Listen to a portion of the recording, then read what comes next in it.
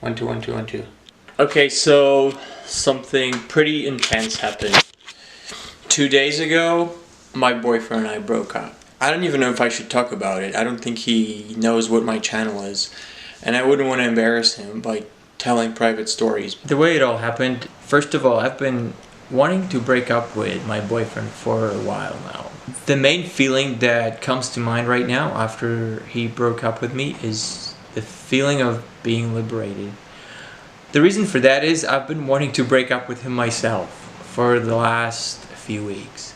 And because I didn't want to break his heart and I didn't want to hurt him, I haven't done it. I hadn't done it, and I've been trying to figure out how to do it. In fact, I started writing a note. I was going to send him a letter telling him that this isn't working out, that isn't working out, and that isn't working out, and maybe we should talk about things. And that would be like a introduction and a softening for a breakup that I was going to then deliver. But I don't have to do that because he broke up with me first.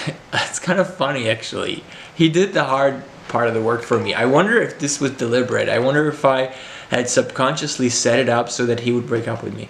Here's what happened.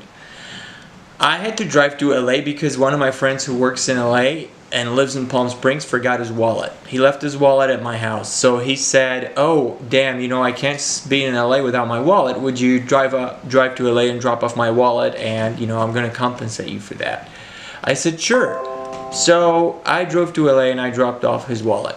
Now, I wanted to see my friend Tom at the same time. Tom is my travel friend.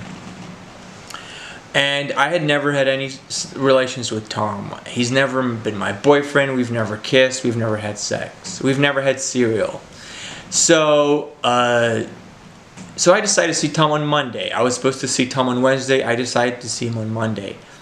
When I got to his house in Orange County, and that was a long drive from LA because of after-work traffic, I got to Orange County pretty late in the evening, and then, I got into Tom's condo. I had my own bedroom. We had separate bedrooms.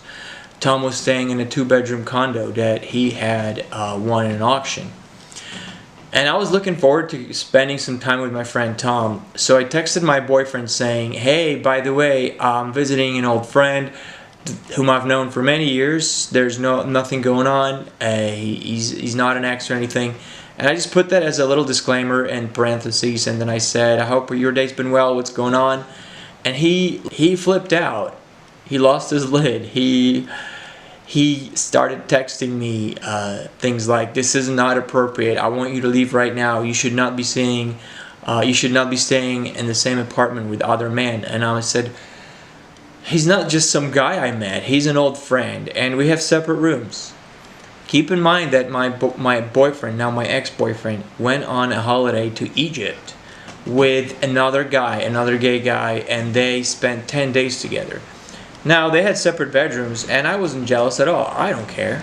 I trusted him. I don't care if he goes on a holiday with another guy, and the reason he didn't go with me was because he had booked that holiday before he met me. So I don't really care. I'm like, great, go with your friend. You guys have a blast. But when I was to meet one of my friends for one night, he flipped out, and then he called me. And that was during dinner, so I had to get up from the table, go outside on the balcony, and talk.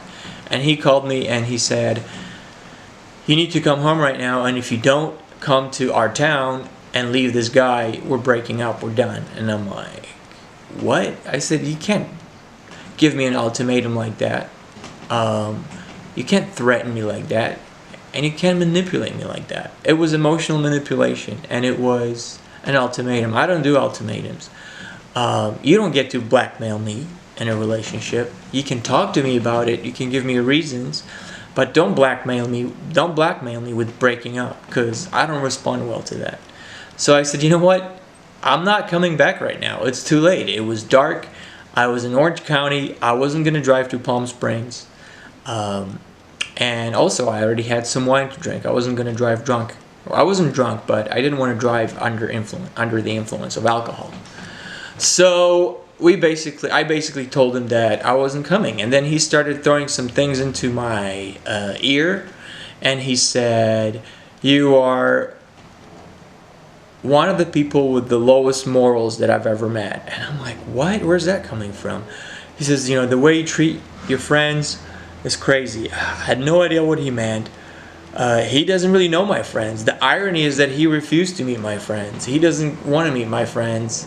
And the people that I associate with that he did meet, he doesn't know them well. He's met them maybe a few times, and they were very short meetings.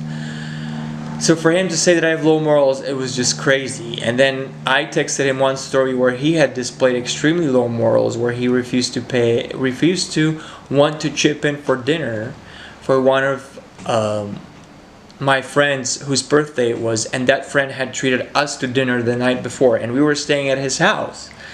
And he didn't want to buy this guy dinner, splitting the bill with me 50-50. He didn't want to do that. He says, oh, I don't know that guy well enough. Well, he's my friend. I've known him for many years. Anyway, so that's a little side story. So the fact that he accused me of having low morals was just so out of the blue and unexpected and unfounded. So I had to throw that little story at him that, how dare you say I have low morals when you wouldn't even want to chip in for a dinner on my friend's birthday. So anyway, we broke up. He had packed the few possessions I had at his house right away within like 15 minutes, put in a suitcase, and sent me a picture of that suitcase outside of his house. Here it is. And I was dumped within probably 15 minutes. And you know what? My first reaction was relief, because I had been wanting to end this relationship. It wasn't going anywhere. He was never going to marry me. And I need to get married in order to stay in the United States, because if I don't get married, I need to leave. And I am leaving. I'm going to leave the United States next month. But if I ever come back and if I ever want to stay, I either need to get a work visa or I need to get a fiancé or a marriage visa. So, you know, he was never going to give me that. And he didn't care about my status. He was like, oh, you know, just keep coming back on your tourist visa. I can't. I can only get away with doing that once or twice. I can't live here on a tourist visa. That's not what a tourist visa is for. So he was being very selfish with that. He didn't want to get married because he didn't trust me. He didn't trust me that I wasn't going to sue him later, or, you know, he thought I was after his money, which is bullshit. I was never after anything like that. I just wanted a boyfriend. So yeah, that's what happened. So hey, I'm single again, and I'm liberated, and I'm free. I'm free from a relationship that I didn't want to be with in the first place.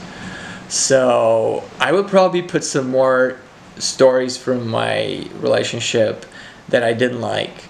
But for now, I don't want to be vengeful, and I don't want to be bitter. I'm very happy that it happened. I am free.